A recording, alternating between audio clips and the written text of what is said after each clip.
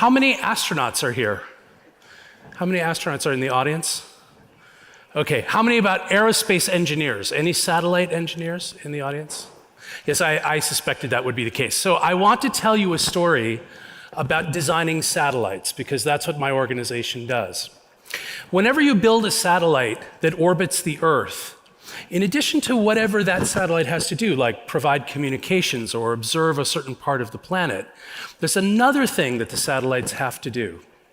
Those satellites also have to measure, there's special instruments on the satellite that have to measure all of the forces that are acting on the satellite at least as fast as those forces are acting on the satellite. So the reason that you have to do that is because if you only measure, say, once every half an hour how the satellite is doing, it could start to spin out of orbit. And by the time it's tumbling, you don't have the information that tells you whether or not the instrument is secure, and you can't recover the satellite. So it's so critically important when you're designing a satellite that you measure the forces acting on it as fast as those forces are occurring. Now, the reason I tell you that story is to tell you another story, which is that we live on a satellite. And in fact, everyone in this room is an astronaut, because we're all on this satellite. It just happens to be going around the sun instead of going around the Earth. And you may have heard that life on Earth and our ecosystems and our climate are in a precarious state, more precarious than they've been in the entire history of human civilization. The satellite that we live on is beginning to tumble out of orbit. And if we want to recover that satellite and keep it in good and healthy condition, we have to measure the forces of change acting on it at the same speed that those forces are unfolding, in the same way that we have to measure the forces that are operating on a normal satellite. So I'm going to see if my slides will work here. Okay, so this is the really important thing, right? I show you two satellites here. This is the one on the bottom is a satellite, the one on the top is a satellite. So 3 ideas I want you to start with. The first one is that before it's an action problem, sustainability is an information problem. Because if you don't know what the state of systems are, you can't act to engage with them. And if we measure too slowly, we will not, the rate of action is always limited by the rate of information. So it's critically important that we get information as quickly as possible. Now, the other two have to do uniquely with space, and that is that half of the most essential variables that we know about the climate that matter are only measurable from space. And indeed, satellites from Planet and others are responsible for measuring some 80 targets and indicators, and another 80 targets and 80 indicators under 14 of the 17 Sustainable Development Goals. So these are critically important tools for us to achieve the sustainability transition. So at Planet, the way that we do this is we've deployed a huge constellation of very small satellites. Normally, satellites are the size of school buses. Well, our satellites are about the size of a loaf of bread, packed with the same electronics, and we've put hundreds of them on orbit, and an orbit that spins from the North Pole to the South Pole, over the equator, down between the sun and the Earth. And as the Earth turns sideways underneath them, we line scan the planet every day in high resolution. So, how many people here have ever been to space? I asked before, I didn't see any hands go up. That means that every day for the last 7 years, everywhere you've ever been, we've been taking pictures of the Earth from space, of that place. Not at a resolution that can read your newspaper. We're not spying on you.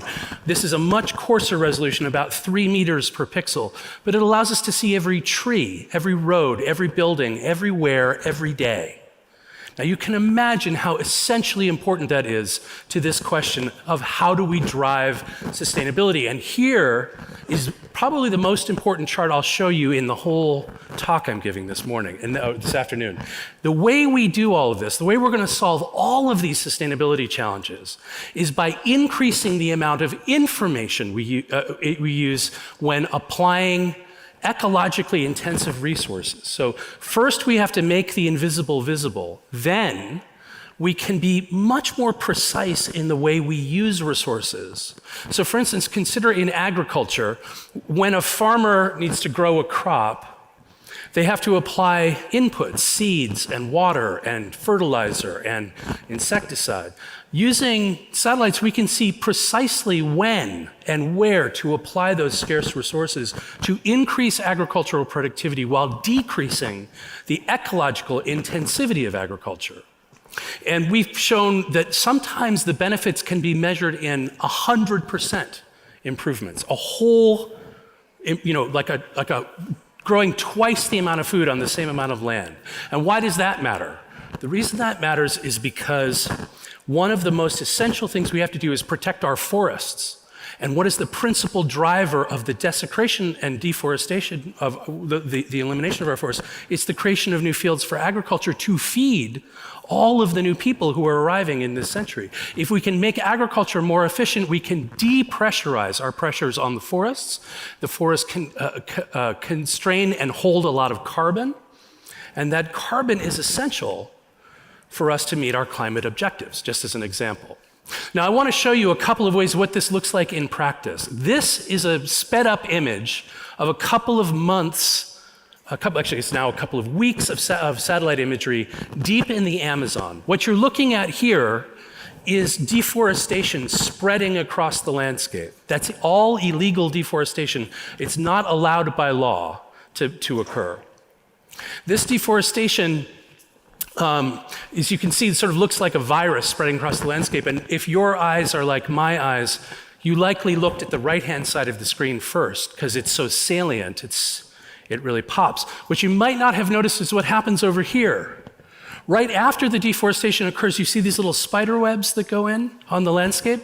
Those are the illegal roads that go in before the next round of deforestation occurs. They're the best indicator we have of what's about to happen. Now, here's where AI comes in. We've trained algorithms to find those illegal roads as they're going in and built a tool for the government of Brazil with our partners. So you can see here, this is 1 month. That road went in illegally in a month. And what you'll see here is a software tool that uses AI and all of that satellite imagery to identify every act of deforestation that's occurred in every one of these places every week and automatically generates a law enforcement action. It kicks off an interdiction action by the environmental police. And in fact, in the last year, our colleagues in the Environmental Police Unit of Brazil have deployed 3,800 agents over 120 operations. They've destroyed in the field more than 1,000 of these machines, the heavy equipment that is responsible for making the roads and taking the trees out. They've collected more than $2 billion US, and they credit this as one of the central mechanisms that has contributed to their ability to reduce the rates of deforestation in 1 year by 50%. That's what real-time satellite imaging and AI for the planet, that's what it really does. That's what it actually looks like. Now, it doesn't just tell us about what's not working, it also tells us about what's working. This is one of my favorite examples. This is the Xingu Indigenous Park in Brazil. This is what happens when you give indigenous land stewards tenure over the land. What you can see is deforestation spreading and then sort of resisting this. It's almost like meeting the wall of the cell wall, for instance, of this particular area. Now, we're doing a bunch of other things as well here, and I want to just give you 2 more examples to close out the session today. With our colleagues at Microsoft and an international NGO called the Nature Conservancy, we're applying AI and satellite imagery to track SDG number 7, which is the progress that we're making against global renewables. We're actually just about to launch a global open platform that uses the same tools that Google uses to tell you if an image is of a cat or a dog, to identify every utility-grade renewable energy resource on the planet and make it available for free to the world, so we can actually see how we're doing. Now, renewables are an important piece of the story. They are not the whole story of the global energy mix, but it is essential if we want to fulfill the 300% increase in the adoption of renewables that we just agreed to here in Dubai in November. to actually be able to track our progress transparently, because transparency drives accountability. Now, the last examples I'll just give you quickly are, this is an equally important tool called the Allen Coral Atlas. The Allen Coral Atlas actually tells us how the health of all of the world's coral reefs using the same tools of AI and machine learning. And today, they've led to the creation of nearly 24 brand new marine protected areas, because when we can see where the biodiversity is, we can begin to protect it. The last one I'll just share with you is the latest thing we're working on, and this will be coming out over the course of the next year, working together with Microsoft and this very famous public health institute called the Institute for Health Metrics and Evaluation. They produce some of the canonical data that tells us about the global burden of disease. We're actually producing the highest resolution population maps for the world's populations everywhere on Earth. This happens to be the latest population map for Kenya. Now, the reason that's important is there are huge places in the world for which we have no information about where people live. What we're doing is we're able to zoom down just to a few meters. Every one of those pixels tells us how many people are living in that area, extracting this information from the satellite imagery. And where that gets important is where this goes next, to help us fulfill the 2030 agenda. At the bottom, once you understand where the people are, you can begin to layer on, where's the food insecurity risk? Or where's the threat of new diseases? Or where's the climate-induced migration risk? And as you layer these pieces on top of each other, we begin to understand how communities are fragile, vulnerable, where they are at risk, and where we can intervene not just after a disruption occurs, but before it occurs. So I just wanted to give you a little bit of a whirlwind tour. These are just some of the ways in which very practically, we have these conversations about AI, and it feels a little abstract. We have these conversations about satellites. It's not in our day-to-day life. But practically, this is what it means to build the system that keeps the Earth or returns the Earth to balance, because it allows us to take the daily actions that allow us to keep ourselves and our larger community of life on Earth in balance. Why do birds flock together? Why do bees come together in swarms? Why do, you ever seen scuba divers? If you've gone scuba diving, you see fish swimming in big schools slowly. Okay, you would think this would be a very dumb idea, because if you're a little fish swimming with a lot of little fish, you look a lot like lunch to a large fish, okay? So why do animals do it? And the really big important thing here is not only do birds and bees and fish, but people do it too. Here we are swarming together, okay? So why do we do this? Well, the best hypothesis about why we do it is something called the many eyes hypothesis. When we are together in a group, your eyes are looking over there while my eyes are looking over there, and your eyes are looking over there, and your eyes are looking over there. And between all of us, we actually see a much broader array of threats and dangers than any of us could have seen on our own. And by putting all of those together, we achieve collective safety. So one of the most important things about all of the tools you just saw here, all of these assets, is that if we can get them into everybody's hands, not just the hands of the few, then we're enforcing collective safety in this area of this era of threats to sustainability. And with that, I will say thank you very much. Thanks.